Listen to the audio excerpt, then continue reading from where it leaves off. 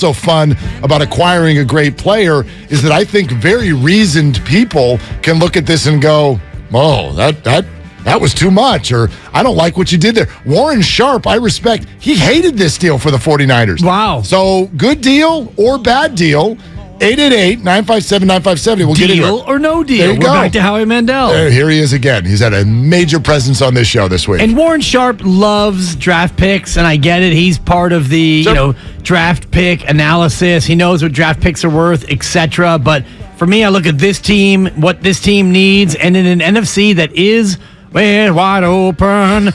And I think... Do not Scott Stapp me. It's just... The league's wide open. It just does not feel good. It never feels good to hear it, but it feels good coming out. So now's the time. Strike while the iron is hot. John Henry. I love the trade, Mark. Quote from Kyle Shanahan. Dibs. Quote, I know when you look at a player like Christian, medically, coming out of college, we had the highest medical grade on him of any player we ever got since we've been here. He never had injuries. He was the cleanest guy that we could have. And it started that way for 2 years in the NFL. First 3 years, I believe. I know these last 2 years haven't been the same. But watching him this year, he's back to his full health. He looks like the same guy as coming out of college. And I know we've got a tough guy who handles it right, who takes care of his body as good as anyone can. I put him on that Bosa-type level. It's just been kind of the way he was raised, the way he's looked at everything. It's 100% commitment to being the best he can be at what he does, and he's been doing that since he was probably 3 years old. End quote, Kyle Shanahan on Christian McCaffrey. Yeah, and I love to hear that, and especially in a situation where your team is the most injured team in the National Football League. The last thing you want is another guy to come in and be injury prone. And you look at Christian McCaffrey at Stanford, 731 touches over the course of 3 years. That is a massive workload for a college player over the course of 37 games. So he was durable. And then his first few years in Carolina, very durable, didn't miss a game. And now of late, he's had some stuff. And you're right, maybe Carolina shut him down in order to get a better draft pick, thinking we're out of it already anyway. So I don't think you can necessarily say he's injury prone, and the injuries he has had are all soft tissue, none of the big ones. Yeah, I mean, I guess confused is the best word by the term injury prone. I get it. There are certain bodies that if it starts early in college, that either can't recover the same way. We get that. Russell Wilson this week said he had Wolverine blood because he recovers really quickly. I don't think anyone wants to hear from Russ right now, but anyway, you get my point. But the term injury prone, I don't know what to do with it. I'm not saying it doesn't exist. I'm not saying it's wrong. I'm saying, gosh, go on a football field. You're injury prone. True. But a guy like Jason Verrett, and I hate to single him out. Sure, when it gets really bad, yeah. Right, when you have a pattern of injury, and people have looked at Nick Bosa, hurt in high school, hurt in college, hurt in the pros. I mean, that's a thing. That's a pattern of injury, and I don't want to bog this down to look at Christian McCaffrey's injuries and his body because he's healthy right now, and he comes into a team where you've got an offensive genius, quote unquote. Now go be a genius with your new toy. Well, I will say this, though. The Christian McCaffrey we've watched throughout our lives is, I hope, not the Christian McCaffrey we get with the San Francisco 49ers. And here's what I mean. When Stanford had Christian McCaffrey, Christian right, Christian left, Christian up the middle. Then he went to the Carolina Panthers. Christian left, Christian right, Christian, fight. Yeah, I love that yesterday. Okay. You put that in our thread. The San Francisco 49ers don't need to do that. They don't need to look at Christian McCaffrey and go, all right, man, you're the offense. Go do it.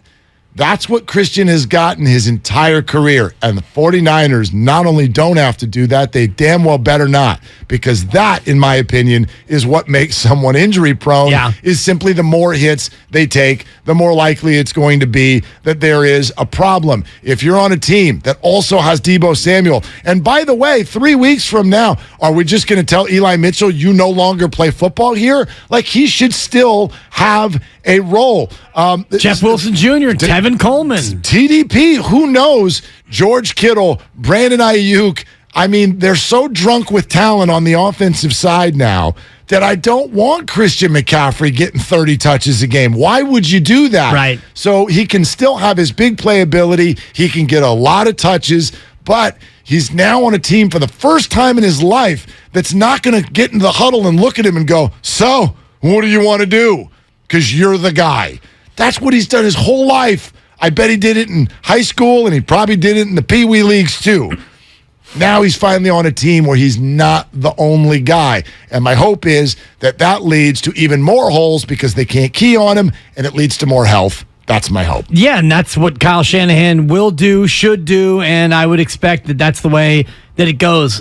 Christian McCaffrey, by the way, for his career in the National Football League, 20 touches per game. He's touched it 1,256 times over the course of 64 games. That's 19.63 TPG, touches per game. He led the league in touches in 2019. And by the way, the subsequent years, 2020 and 2021, he was hurt. So to your point, you've got Deebo Samuel. And I was mentioning to the guys earlier, I think McCaffrey is a mix between Brandon Ayuk and his route running in his hands and Deebo Samuel and his Swiss Army knife ability, all wrapped into a package as a running back. So you already have all these weapons.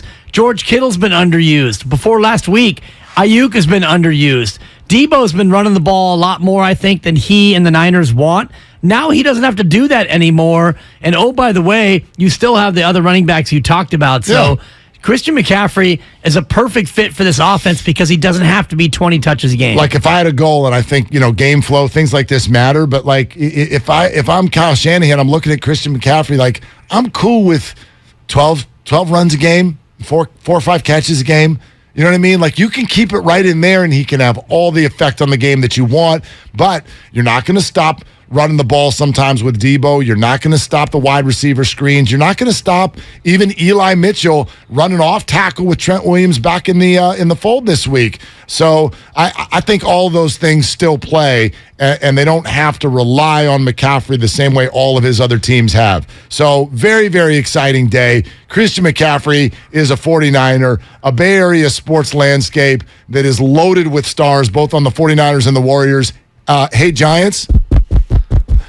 You're up. You're up. Exactly. But you add another one, and that is just really, really good. So we're here for your calls all day. Let's do it. 888-957-9570. Let's go to Dave in Livermore first here on Willard and Dibs. Hey, Dave, what are you doing? I'm just contemplating whether I like this, I love it, or I don't like it.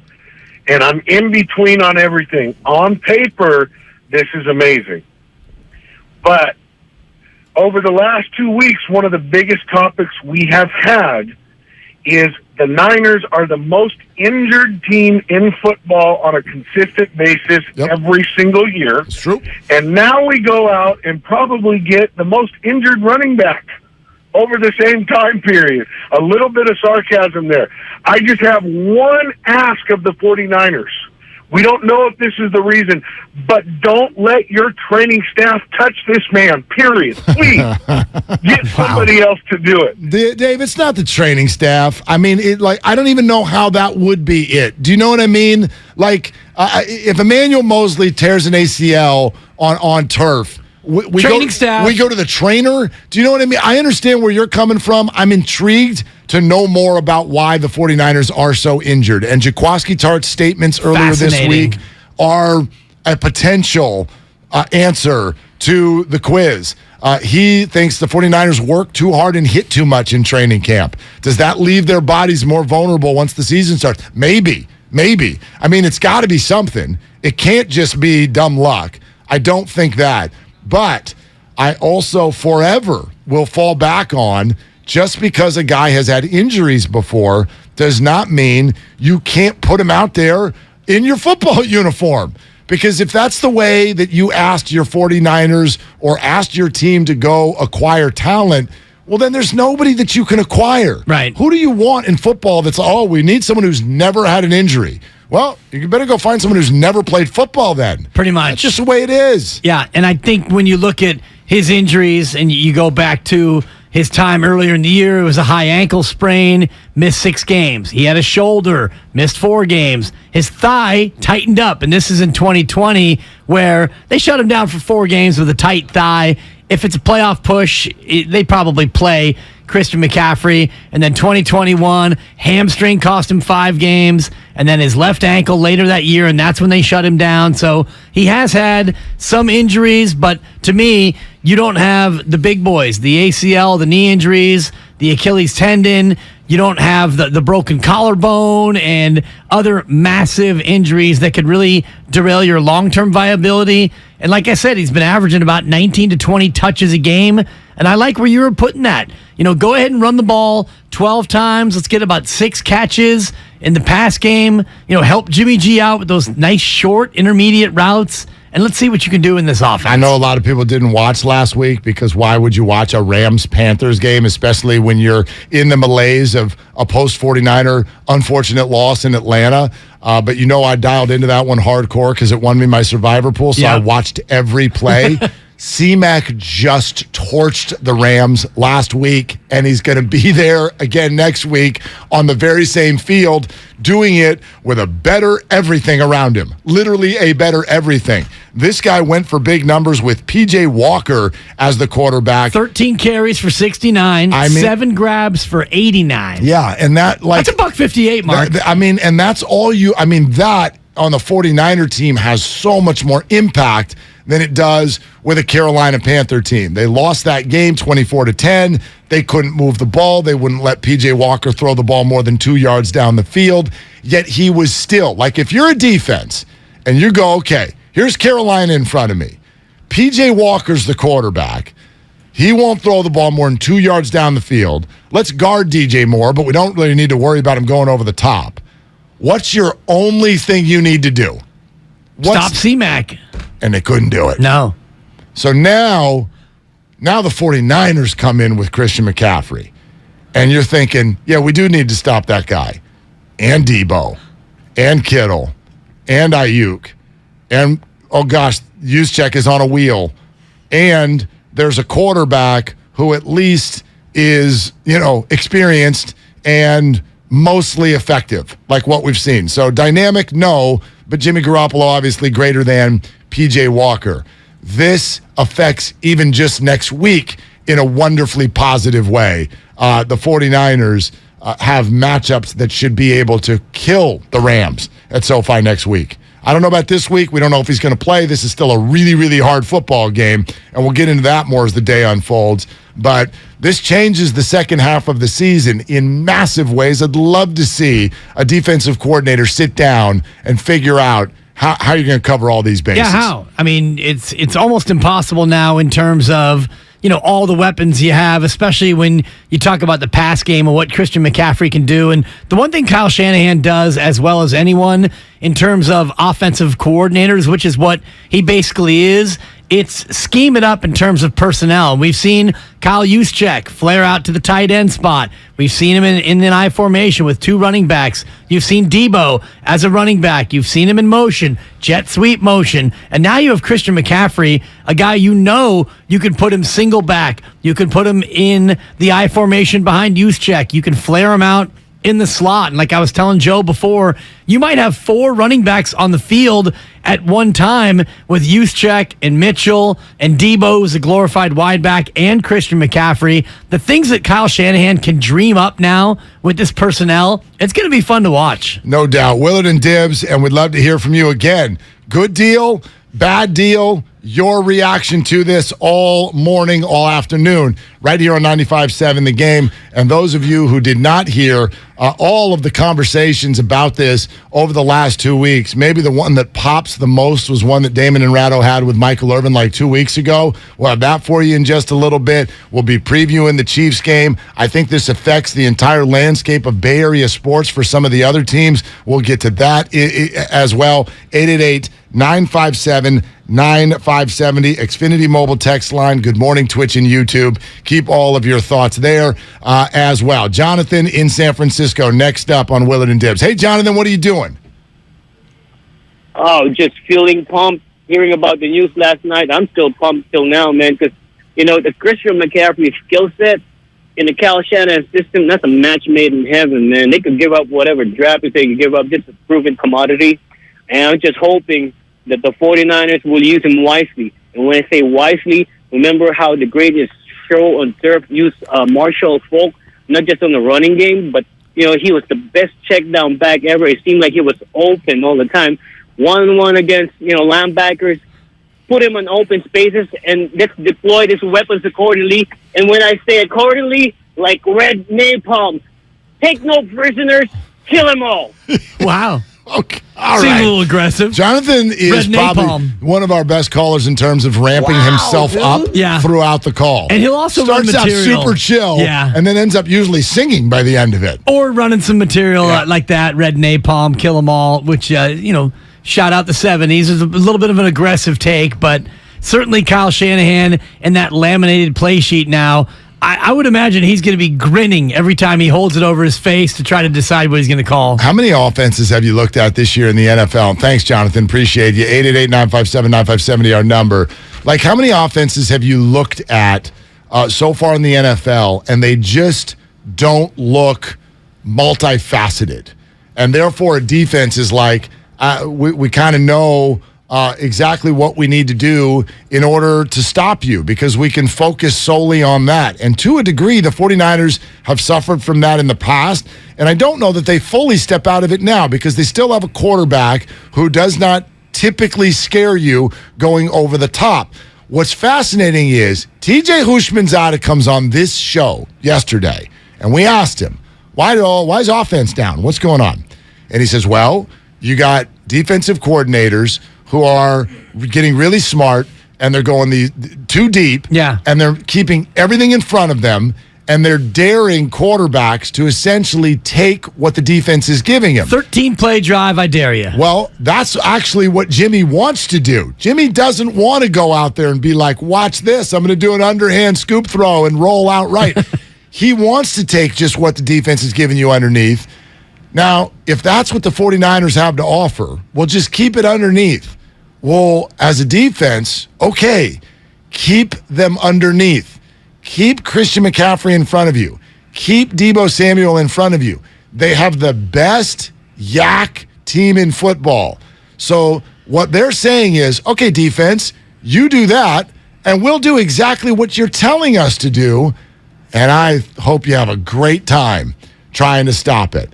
Nobody has more underneath weapons who run better after the catch than the San Francisco 49ers. Yes. Nobody. And this, I believe, will open up the field for things like, hey, diddle, Kittle down the middle, which we haven't seen at all. And we've already seen Ray McCloud get deep last week in a deep route, and he dropped the ball. But the fact that you've now got Christian McCaffrey, another, to your point, Mark, another underneath weapon. Not that McCaffrey can't run deep down the field, but he's going to be better on these short and intermediate routes. Deebo Samuel the same way. So now the defense is going to have so much to pay attention to underneath that George Kittle is going to have a chance to now sneak down the seam, and maybe we can get back to some deep throws to the tight end. No doubt. It opens it up for everybody. Michael in San Diego is next up on Willard and Dibs. Hey, Michael, what are you doing? Hello, Michael.